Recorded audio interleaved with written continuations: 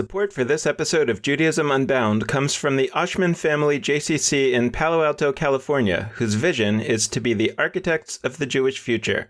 The Oshman Family JCC is an incubator for new expressions of Jewish identity.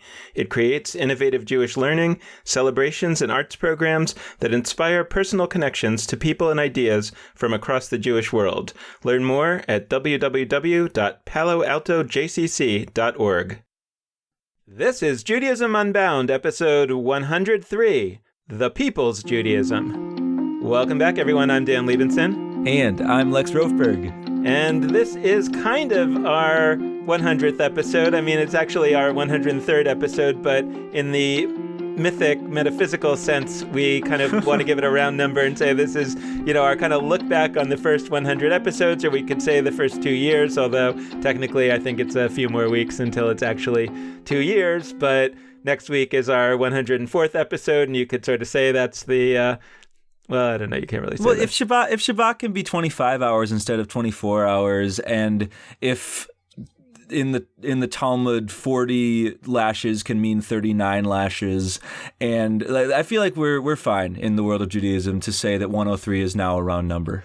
We run with it. All right. I like the way you think. Before we get started, like we always do in these discussion episodes, we just want to give a few messages to our listeners. First of all, thanks so much to those of you who responded to the survey that we circulated a few weeks ago. It was really helpful to get a lot of information on how you're using Judaism Unbound, what it means to you. So thank you for all of that. So many people responded so positively to that survey and so enthusiastically to that survey that I feel like we might as well also suggest that you might be interested in responding just as enthusiastically to our pleas for financial support, which we need just as much as I see what you did there. which we need just as much as that survey information. We haven't actually pointed out that since the launch of the new Apple Podcasts app, which there are many ways I don't love that much, but one cool thing about it is that you can actually just look down right now if you're using the Apple Podcast app, which our data suggests that about half of you are, and look and see the episode description. And right there are various links that you can click on, including the link to our donate page at www.judaismunbound.com/donate. So you could do that right now. You could go and click on that, and within the podcast app, while you're listening to me talk, you could be making a donation right now. And you could even choose which finger you use. You can use your thumb, you can use your pointer finger, your pinky if you want to. Like, any of them works. We really appreciate any donation. We've talked before that we love the idea of a donation of $1 per episode that you listen to. So if you listen to Judaism Unbound every week, we hope you might consider a donation of something like $50. If you listen to Judaism Unbound only occasionally, you can maybe consider a donation of $18. We also want to say that for many folks that don't always realize, we have a JudaismUnbound.com website that has all of our podcasts on it, but it also has all kinds of other resources that we're excited about, including a growing number of podcast transcripts. But it also has all kinds of ideas and resources about the holidays, and we're looking to build that website up over the next year. And so we hope that you'll visit it and bookmark it and give us suggestions about what you think should be on there, what would be useful to you as you try to take the ideas that we're playing with and apply them in your life. So please check it out and give us feedback. And the last thing I just want to note, because I don't think we've really mentioned it in a while, is that we have verified that the Amazon Alexa does work with Judaism Unbound. You just have to pronounce it as Judaism Unbound. She does not understand Judaism Unbound. So if you tell Alexa, and I'll do it right now so that if somebody's house has it, maybe we'll be able to activate it right from this podcast. If you say, Alexa, play the latest episode of Judaism Unbound, she should do it. Anyway, let's move on to our episode. And let's start big picture. And it really flows very much from our recent conversations with Yitz Greenberg and Barbara Tita. And they both really spoke to me. And I think they're consistent with one another. And I guess I'd also bring in that when we started the podcast 2 years ago, our first interview was with B'nai Lappi, who also has a view of Jewish history or Jewish mythology, whatever we want to call it, a sense of sort of where we are in the Jewish story. I guess that's the way that I want to put it. And for me, Yitzhak Greenberg's idea of the third era of Judaism, although I might quibble and say that part of me thinks we're in the fourth or maybe even the fifth era of Judaism, that speaks a lot to me, the idea that we are at the dawn of a new Judaism. And that, I think in some response to some of our episodes or to some things that we've posted on Facebook, some people have raised this question, well, what difference does it make that we're pointing out that history wasn't as we learned it, or that Judaism may be based on a myth? Isn't everything based on a myth? And on the one hand, yes, that's true. And we all kind of know that many societies, many organizations, many countries are based on myths, that their histories aren't always exactly the way we learned it in school. So what difference does that make? And to me, it just makes the difference that it makes is that it gives us some feeling of authenticity that we might not have if we thought that history was all leading in a certain direction and that we are going in a different direction, that somehow that seems like a larger disruption or a larger departure than might seem authentic. If you have a sense that history was quite different from the way we learned it, or maybe we don't really know exactly what the history was, or that we know that there were various myths that were created hundreds of years after the events that they describe, then at least for me, it feels a little bit freer to experiment with other potential directions and to see where that takes us, and feeling less a sense that we're somehow violating the past. I think that brings me back to the conversation we had with Yehuda Kurtzer about history and memory, where he brought up some points that I think we could use and that I think some of those Facebook posts critiquing us could use. I think, but yeah, there is this question of mythology. Does our past need to be true? Does it? And we talk about this with Richard Elliott Friedman too, about does the Exodus need to be true for us to gain value from it? His stance was that it did. My stance is that whether or not it is true is actually not my core question. I do have thoughts about the answer to that question, but my question is mostly how do I use it as a tool that I can then apply to my Jewish life, to my existence as a human being, etc.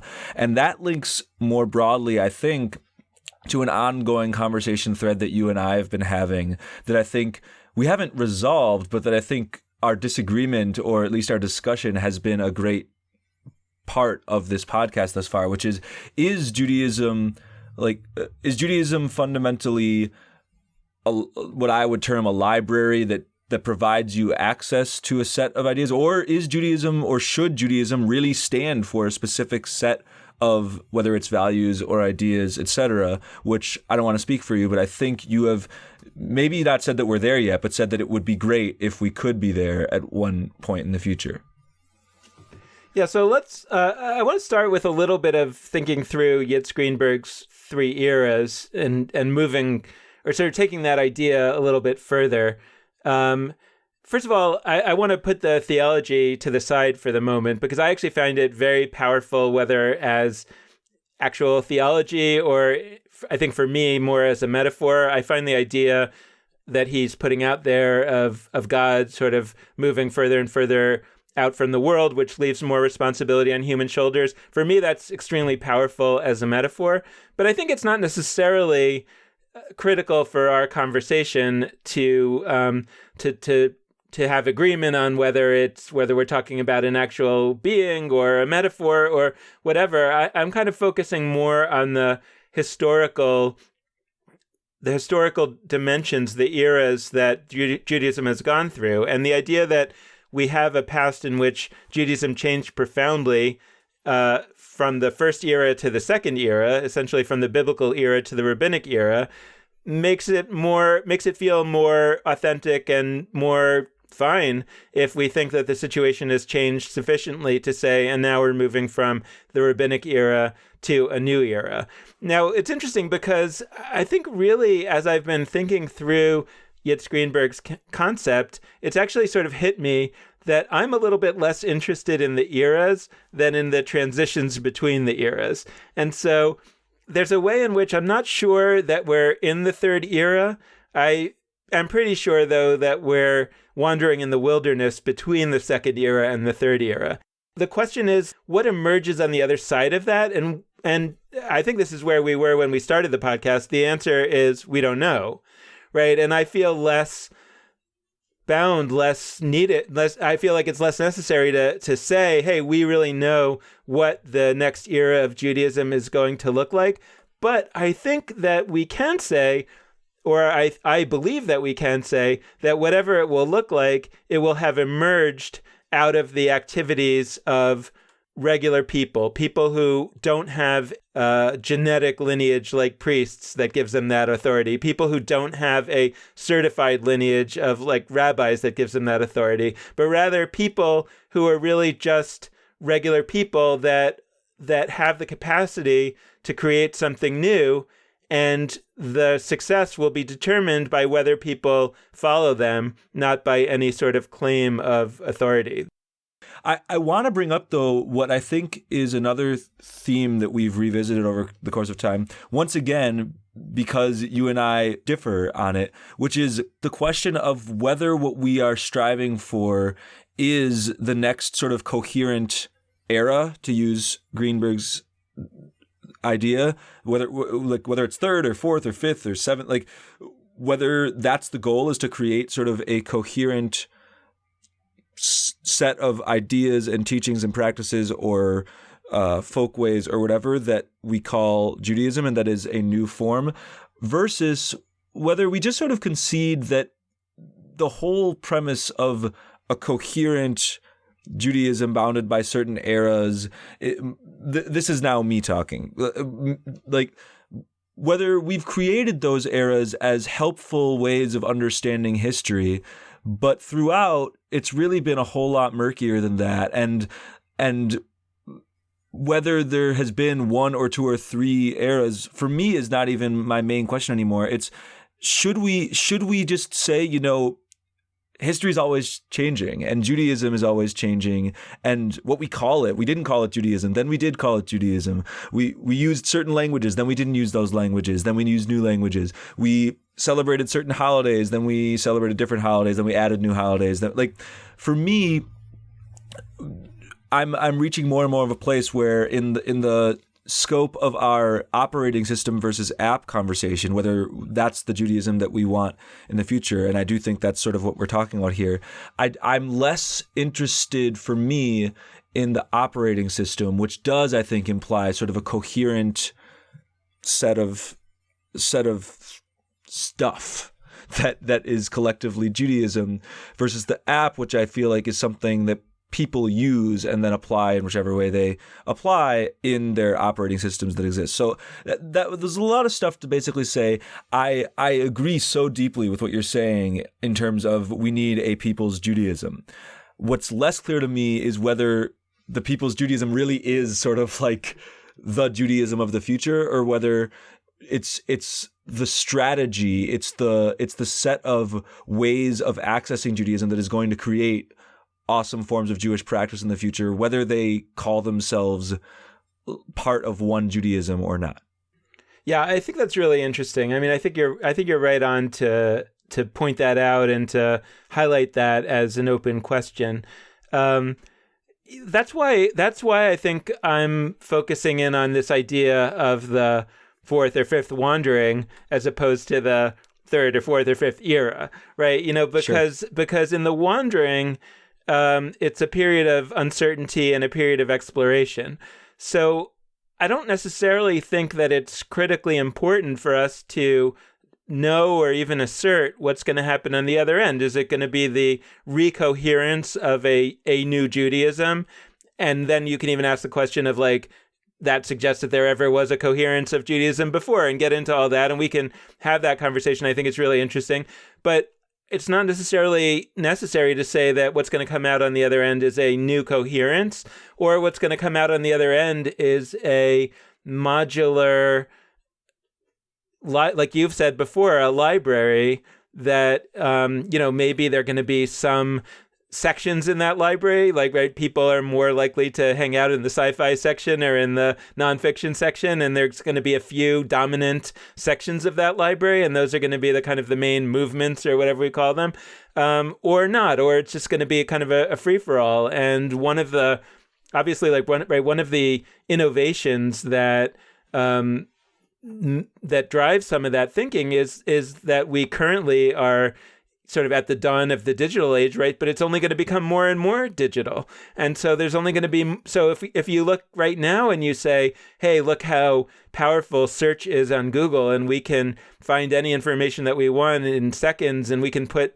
our own set of ideas together all the time. Well, I don't know exactly how, but my assumption is that that's going to become even more easy in the future, and so whatever we're seeing now is going to be only more so in 10 years and certainly in 100 years. So in a way that it would have been kind of impossible in a past time, right? I can easily imagine a Judaism as library, right? A Judaism where there's really like no movement, right? No clear sense that there's a right way to be Jewish. There's a set of things that always belongs together, but rather that Judaism is a wide variety of possibilities, a wide variety of offerings, and people can navigate them on their own. Now, I mean, there's some ways in which I think that would be a good thing, and there's some ways in which I think that would be a bad thing, just because I would be very sad if, for some reason, a lot of people navigated towards some of the uglier books in that library.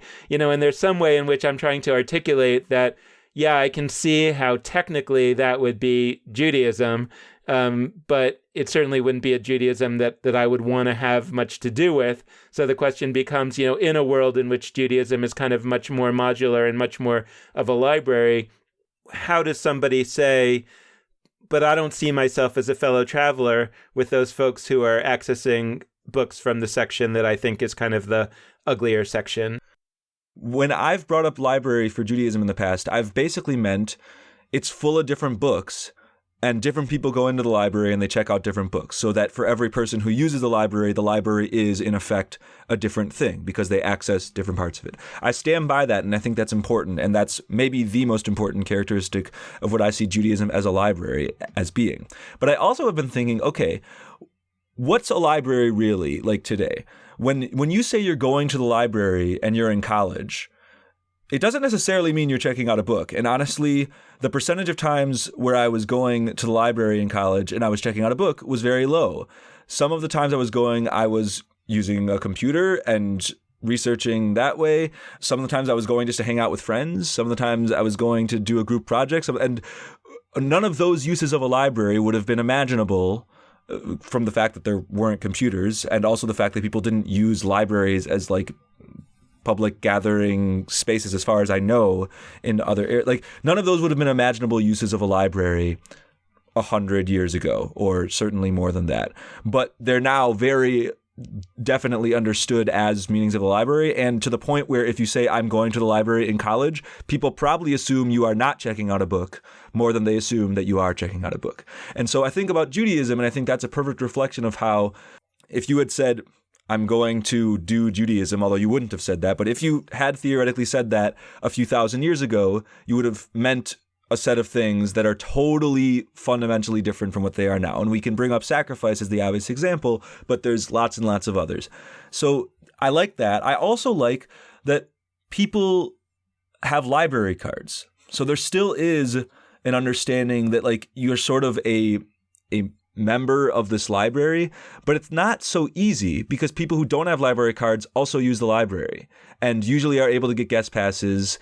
And it's not like there's some big, terrible process to use the library if you are not a member. There are often public libraries which are there specifically for the public to access them. So I think that's a perfect metaphor of how more and more people who don't have their Judaism cards or like membership in Judaism are accessing elements of Judaism for their own lives.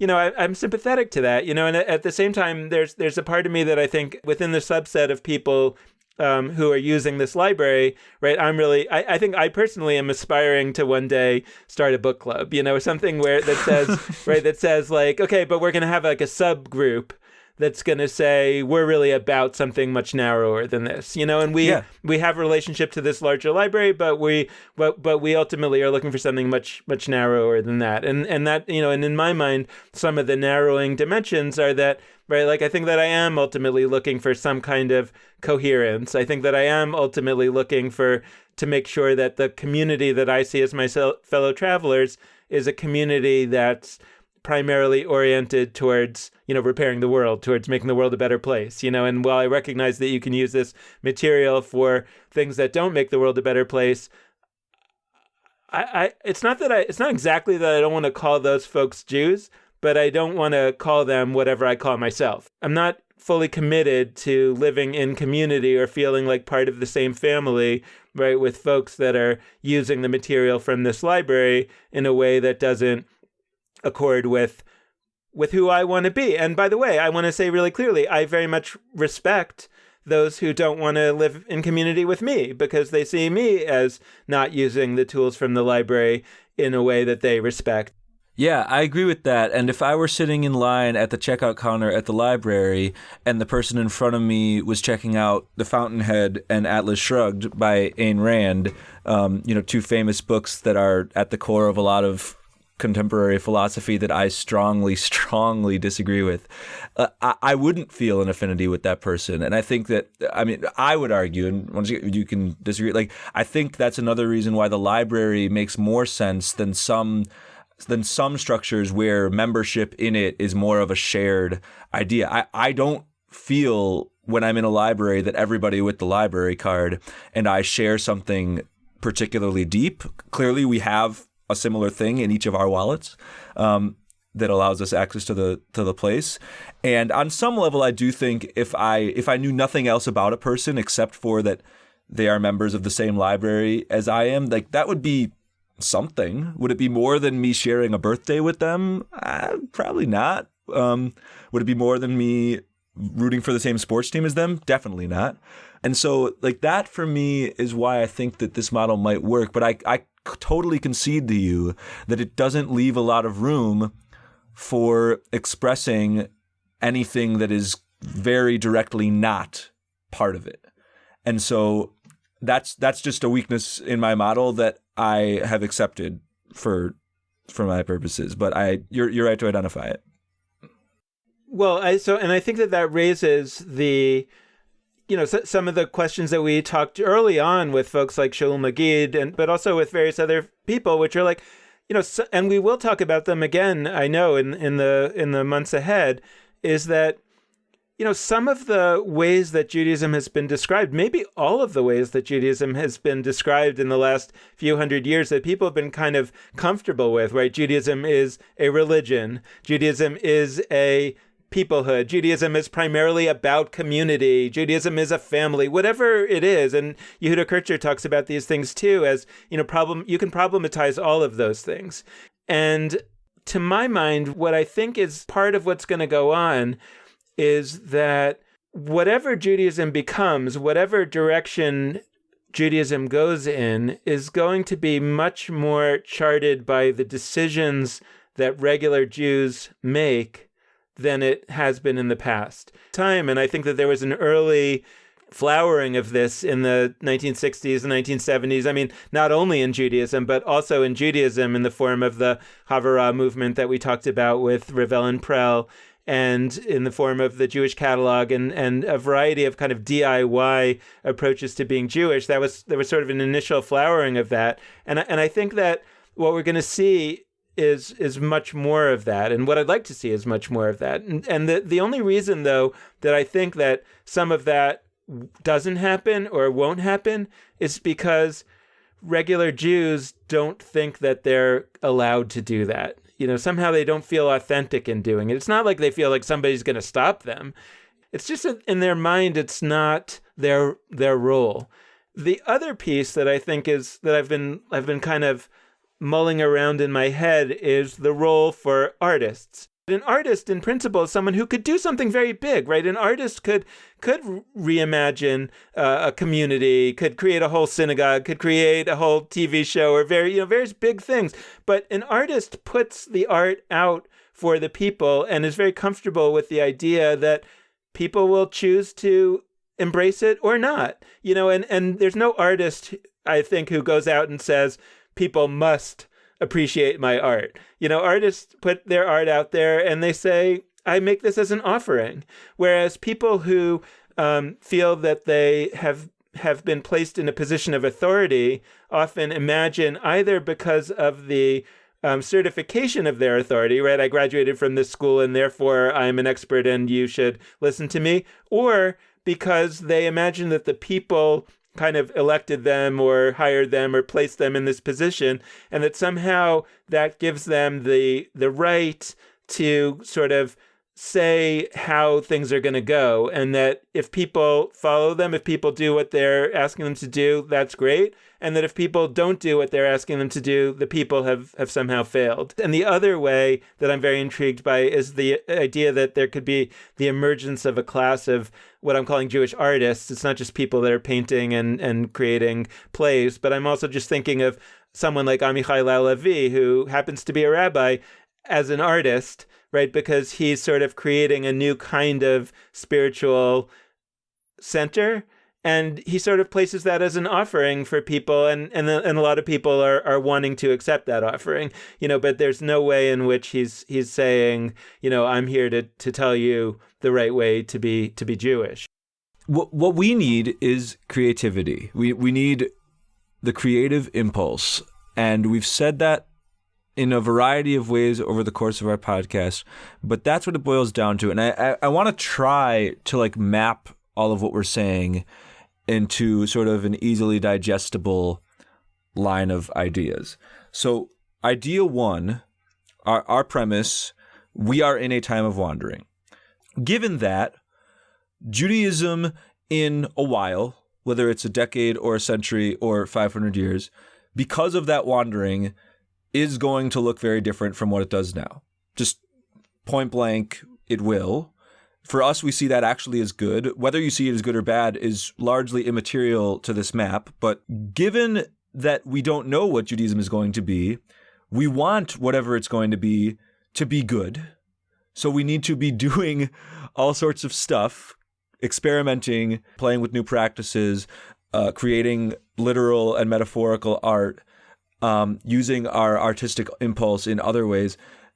And when we do that, we believe that we will stumble into some practices and ideas and traditions and holidays and new historical, they'll be historical in 500 years, new things that will become part of Judaism, or whether we call it Judaism writ large, they'll at least be Jewish things.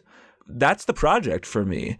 And I think you're totally right to say that we don't really have any obstacles in the way of that project practically. We only have mental blocks. And I say we because I have absolutely experienced this too. The creative impulse tells us that, okay, we're going to take something that does not yet exist and make it exist. It's not a retention-based, or to use a Hebrew word, shamor-based, to keep or guard or, protect. That's what we've been taught to do in Jewish life. We got to have that creative impulse. That's the thesis statement.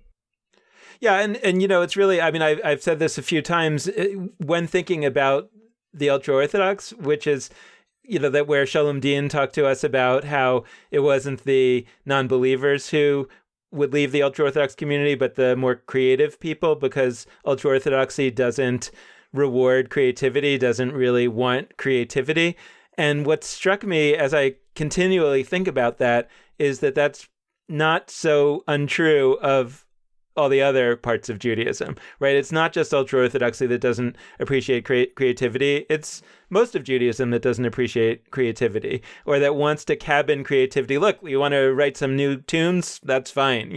You want to paint some pretty pictures? That's fine. But if your creativity is the reimagination of Judaism, no, thank you. I was thinking, could it be helpful to sort of lay out some of the various mental blocks, as you put it, that are in the way. I think we've talked a lot about this feeling of a lack of authenticity.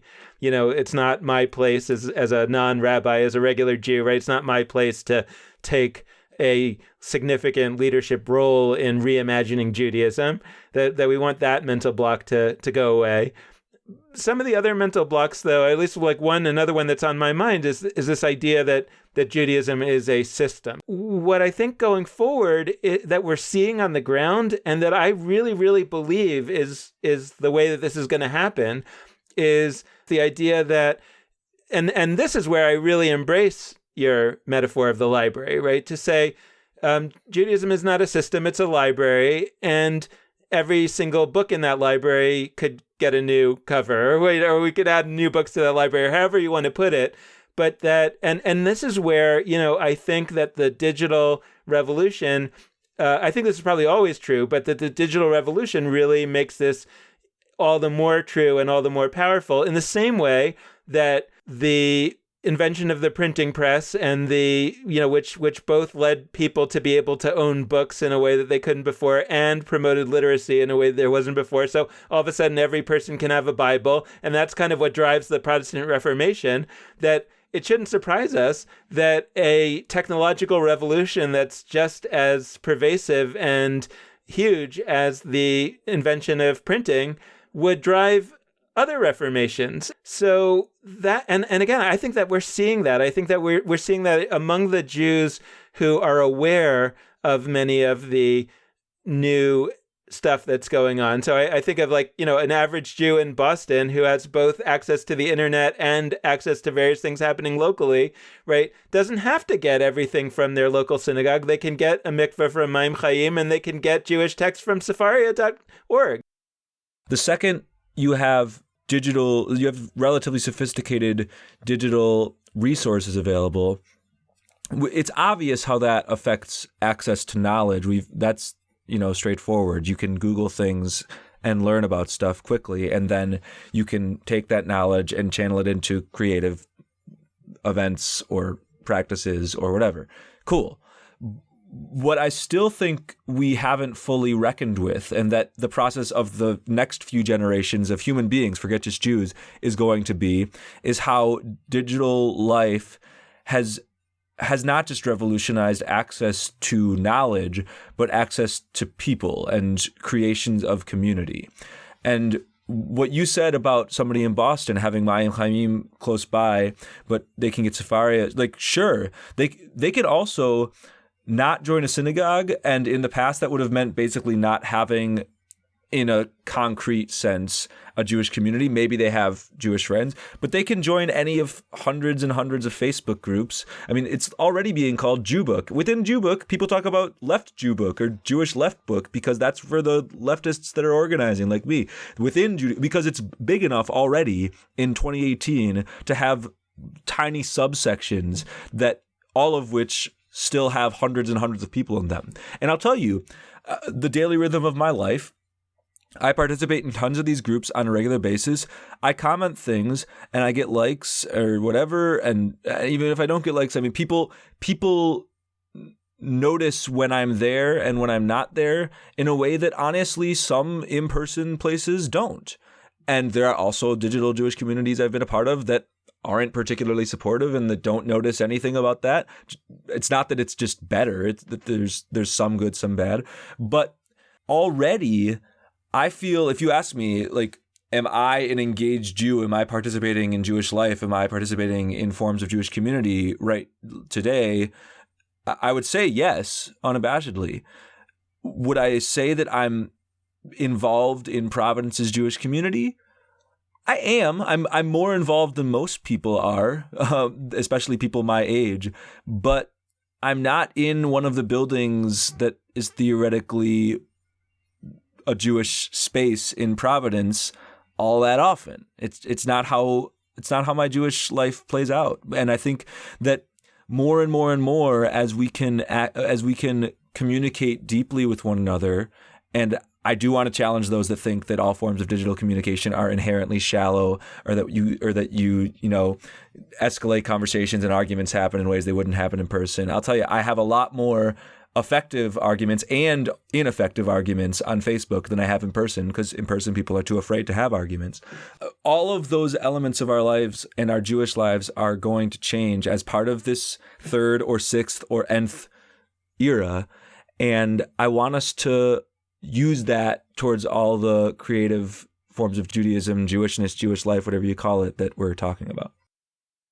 Yeah, and to your point about the shallowness, it brings to mind another concept or a set of concepts that we've talked a lot about over the last couple of years, which is the work of Clayton Christensen, disruptive innovation, or as I've heard recently, and I like to think of it, nonlinear innovation.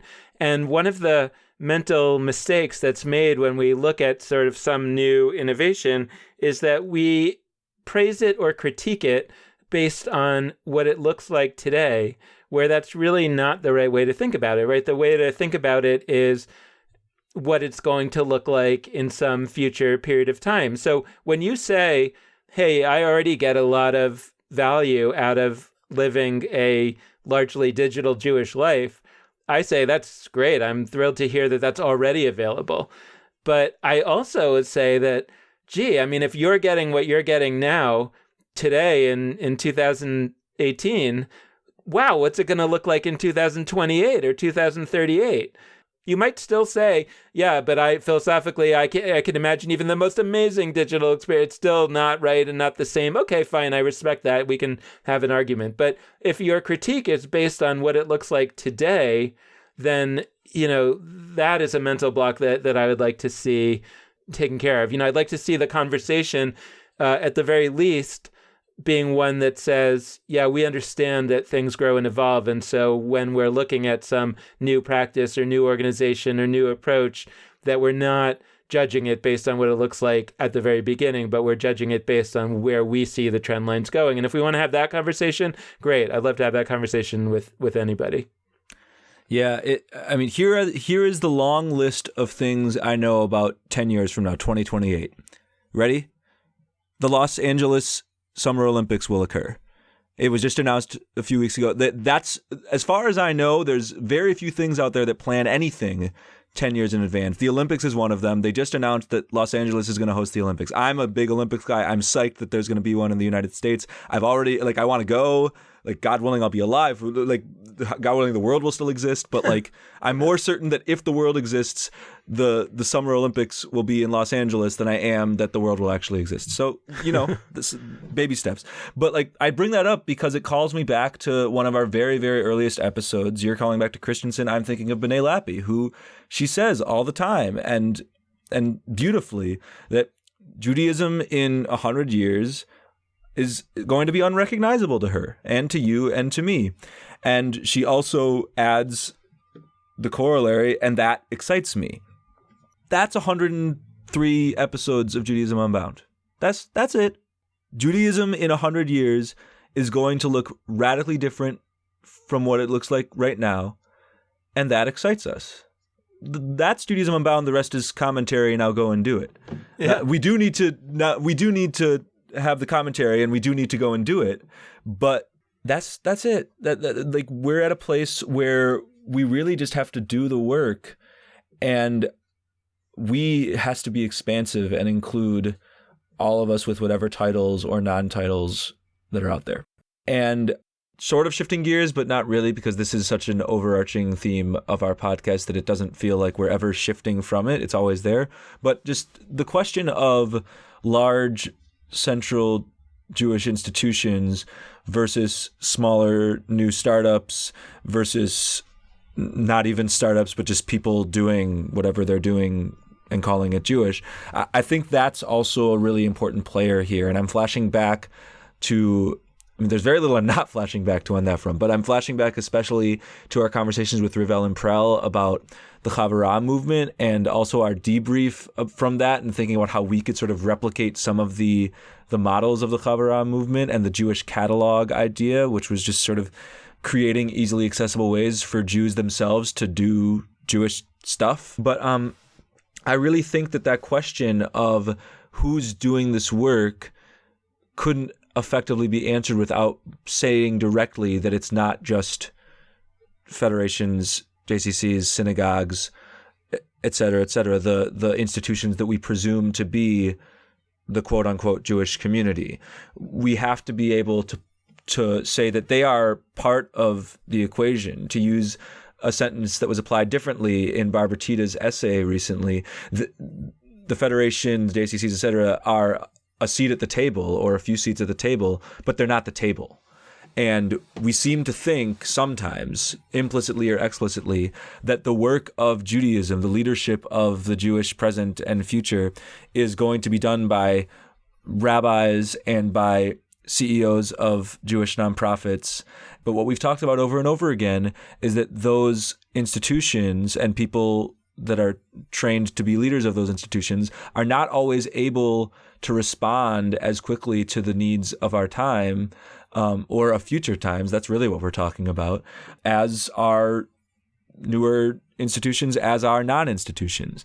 So the answer to this partially is, of course, and we've had guests to talk about this, to create stronger and different in certain ways centralized Jewish institutions.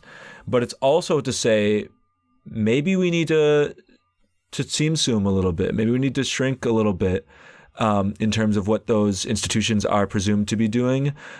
And in doing that shrinking, actually elevate the role that everybody who's outside of those institutions, whether through newer, smaller ones or non-institutions, has in this whole puzzle. Well, so I'm reflecting on this. I'm thinking, like, if I were a funder, if you accepted the idea that we are in the transition from the second era to the third era, how would that affect your funding if previously your funding had been funding in a second era world, right? So you would either say, and I'm not proposing this, you would either say, I'm going to cut off all of my second era funding because that's a waste, and I'm going to invest all of my money in the third era funding, and what would that look like? Another possibility, though, is to say, okay, well, I'm going to create a diversified portfolio. And right, because the second era organizations are still important. There's still going to be a lot of Jews now and for a while who want a second era Judaism, for whom that feels really meaningful, for whom that is really meaningful. And there's nothing bad about it. All we're saying about the second era Judaism is that it's not going to be the dominant Judaism of the third era. There's nothing bad about it, and it's very worthy of support. So what I would suggest and advise to any person who's like thinking about how to allocate their resources, even their own volunteer time, is to say, no, let's continue to invest in this second era Judaism, but let's also invest in third era Judaism. And then it becomes a question of what does that look like? And in my mind, there's two main possibilities, right? One is that there are going to be second era organizations, like a synagogue, let's say, that might say, we want to make it into the third era. So we want to kind of run two lines of business at the same time, right? We're going to run our synagogue the way we've been running it with some tweaks, like things should always be improving and changing. And that's going to be product line number one. And we're also going to start to experiment with and work on product line number two, which is a synagogue for the third era. And my question, I guess, like when we think about it in terms of, where can we help? Where can others help? Where can funders help? What kinds of new initiatives are needed to sort of facilitate this process? Is that the challenge is that it works quite differently from the way that we've been thinking about the way Jewish life is organized in the past, that we've learned and we've conditioned ourselves to thinking about Jewish life as operating through organizations. And I think at least for a substantial period in the next decades, the transition to the third era is going to take place primarily in families, in homes, in small groups, and I think it could be very much fueled by the activities of artists. But those are not organizations. And somehow we're going to have to really think in a creative way about how those folks out there who have resources to spare, whether they're financial or otherwise, and want to help this process move forward, how are they going to invest that resource if it's not through organizations. I think that's a real conundrum that grows out of the perspective that we're taking and out of the learnings that we've been doing over the last couple of years, and that I don't have an easy answer for, but I think it's one of the big questions that ought to be talked about in all the different realms, whether those are foundations or federations or just among people with talent to contribute. How are we going to reimagine the way that we help the system function well? Yeah, I want to revisit something that that came up in what you're saying, but that sort of harkens back to what we're talking about as the barriers to making this happen. Because I realize we said that it's just permission and mental blocks, and I there is a large part of me that still thinks that's the primary piece. But I wanted to just name, I think it'd be bad to ignore that we still have as barriers things like racism in Jewish communities towards Jews of color, towards not Jews of color. We have all sorts of class structures that make it very, very hard for people who don't have financial resources to be at the forefront of the work that we hope would happen. We have sexism, we have homophobia, we have all of these things that play out not just in Jewish life, but in society writ large, that we need to wrestle with in our Jewish spaces. And I don't want to underestimate that, because what we've heard over and over again, whether it's from Juan Mejia or from April Baskin or from Sandra Lawson or Josh Lesser, we've heard from people that say the very thing that fuels their creative Judaism is the fact that they come from a background that is perceived, whether actually or not, to be not normative. And they bring that, and they bring something that has not been introduced in most Jewish spaces, whether that's just their literal body hasn't been seen in Jewish spaces, or their ideas. And if we don't find a way to overcome everything from Ashkenormativity, the centralization of Ashkenazi East European Jews in Jewish life, to classism, to all of this stuff, then that's going to continue to be a huge more than a stumbling block. It's going to be tragic for what our Jewish population can achieve. And perhaps more importantly, it's just going to be terrible morally. Like, we can't keep doing that, independent of whether it's the best thing for the Jewish future, which, by the way, I do think it would be. Right. I mean, so first of all, I want to, full agreement, it would be immoral and therefore we shouldn't do it, period.